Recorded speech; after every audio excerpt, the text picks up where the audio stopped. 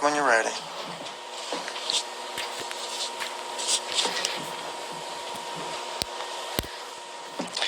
All right, we're here today to talk about a club that we issued a stop work order on this past Sunday morning.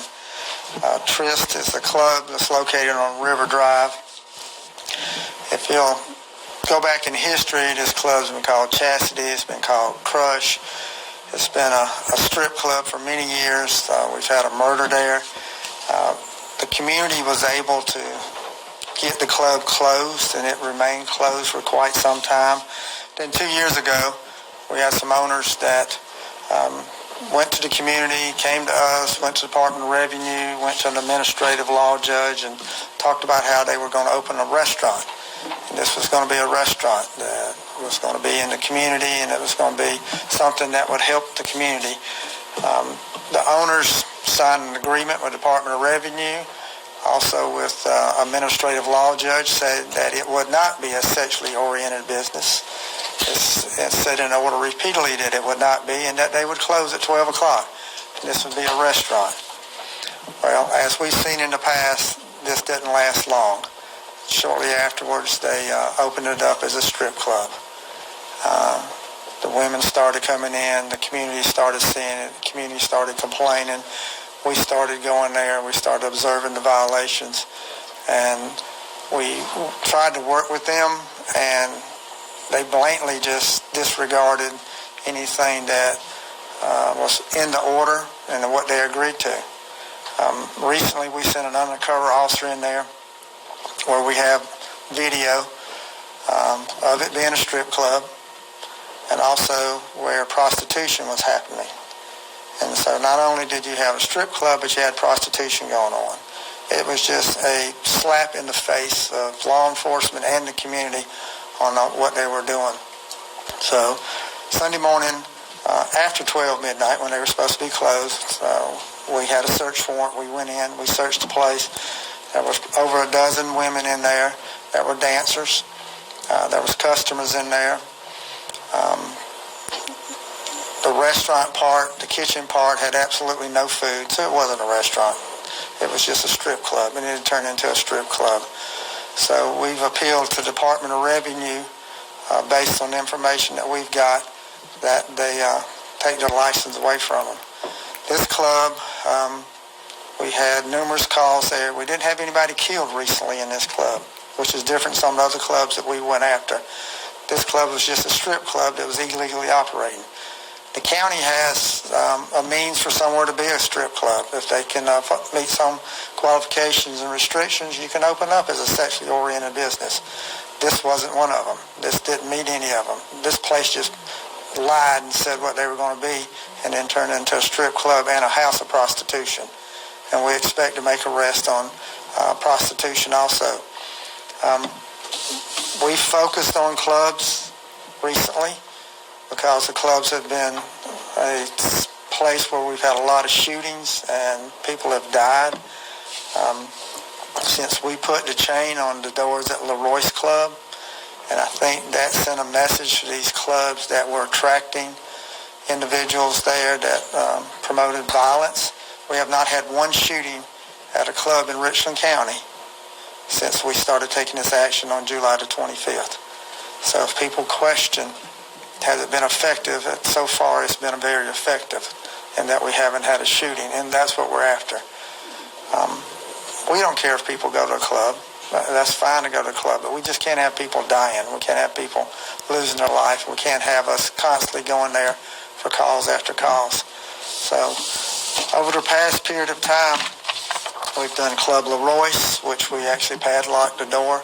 They've now given up all their license. Mi Casita was another one that we were going after. They voluntarily closed down. Faces Lounge, they've closed down. The Black Pearl, we closed it down. Black Pearl on Broad River Road recently tried to reopen again. Same owners, same concept, everything the same. They voluntarily withdrew their application last week because they saw that the opposition from the community and also from us. Candyland and Club Bliss. These are all clubs that we have had problems at. not where people go and just have a good time, or we have problems where people die. And so we're after those clubs where people are dying and those who are operating illegally. Someone has a club and people go have a good time, they can do that all night long. We don't have a problem. But this community in Richland County is sick and tired of these places in their neighborhoods and their communities where kids have to sleep in the bathtub because they're scared about bullets coming in their house, and that's what we had on Decker, where people get up to go to church on Sunday morning and there's beer bottles and there's people drunk all in the street fighting and shooting. You know, we can't have our community living like this. And this community sent a message to me that I better do something about it, and we have. And we've taken action, and we'll continue to take action against these clubs who operate illegally. Questions? So yeah, y'all been dealing with this, I mean, it seems like since 2017 or so. I think now you have been able to take action, but when you think about the idea of, like, I mean, you shut down these, do you think others are just going to come up in their place? Or something that seems to be the trend when, you know, Mi Casita closes for a little while, then Candyland opens up. What was it before? Well, the club on River Drive, it was closed for a while, then it opens back up. So is this going to be a more permanent solution? I think it's a more permanent solution because now I have the ability to actually put a padlock on a business that we didn't have before. I think County Council realized that they needed to give me the tools that the Columbia Police Department had, and we have those tools now. And I think these club owners are aware that they can't play the system like they have in the past and just stretch out their appeals for a long time and continue to operate. They know now that we have the means legally to put a chain on a door. So I think the club owners that are the bad club owners are getting the message.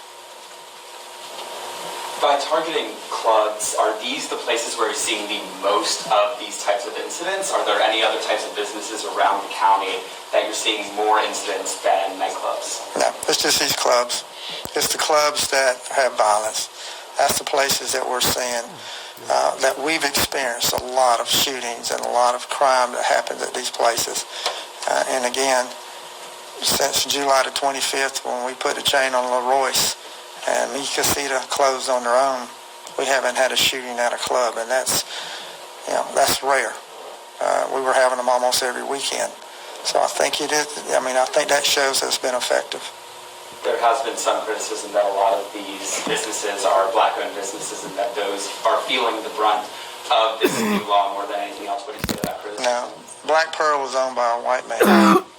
So no, we went into the club on Sunday morning. There was Caucasian people in that club. So no, we're targeting clubs where people are getting killed, and I don't think it matters what color the skin is. Somebody's dead, they're dead. That's what we're targeting. Places where people are dying, and we can't have that. And can you just describe the outreach when to the clubs, when you try to mediate with them after sending them initial warnings? Can you describe those interactions? Right. We meet with them. We send them a letter and tell them that they're violating the laws and we've got issues with the community and what they're doing. Ask them to meet with us.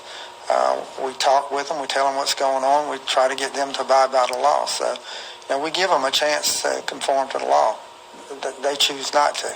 They'd rather make blood money, and that's what they're making. They're making money off people's blood who are dying, and so they don't care. But we give them that chance. We all work with them. We give everybody a chance. But if they don't take advantage of it, then we're going to do what we have to do. When did you first give them the warnings to Trist? I don't have the date, but we've talked with them, and again. They had this order, and you're going to get a copy of this order. They had it posted in the strip club. And this is part of the order here. Bliss Columbia is who the name is by, will operate as a restaurant and may sell beer and wine for on premises from 11 a.m. to 12 a.m. midnight and will not operate as a sexually oriented business at 3722 Broad River Drive. You can't get any more than that. And that was posted. They actually had that posted in the club. We saw it. We took a picture of it. So it's not like they didn't know. They actually posted that. and it was like it was slapping the face of everybody because they're posting this and they're not following it. And we can't have that. We can't tolerate that. I think one thing that's happening in a lot of these cases too is there's some dispute about what a sexually oriented business is. Like club owners and stuff, I've heard from them saying like, we aren't clear on what this even means. So what are y'all thinking of it as? I mean, obviously women can't be dancing, but it's a certain amount of clothing is what's in the law also. Right, but when you're dancing and you have no clothes on, and then you're taking money for sex, that's a sexually oriented business. And that's what we had here. We have videos. So y'all got we have something happening going on. Yeah, we have the videos of the women dancing with no clothes on. Who does that operation? What officer does that operation? What's the report like? Very detailed. And photographs that I'm not going to show y'all, but videos that I'm not going to show you, but will be shown to those who need to see it, that has to make a decision. So there's not a real dispute. There's no gray line here. You know, naked is being naked. Offering sex for amount of money is, pretty sure what that is, and that's what we have here. So there's no gray line. There's not girls up there dancing, that's got bathing suits on. It's not that. So there's no doubt whatsoever what this is. Are the padlocks already on the doors? No, we can't padlock this one. According to the county regulation, at this point I can't padlock them. But what we have done is we've notified Department of Revenue, which controls the license, which made the agreement that was up there earlier. They signed it with Department of Revenue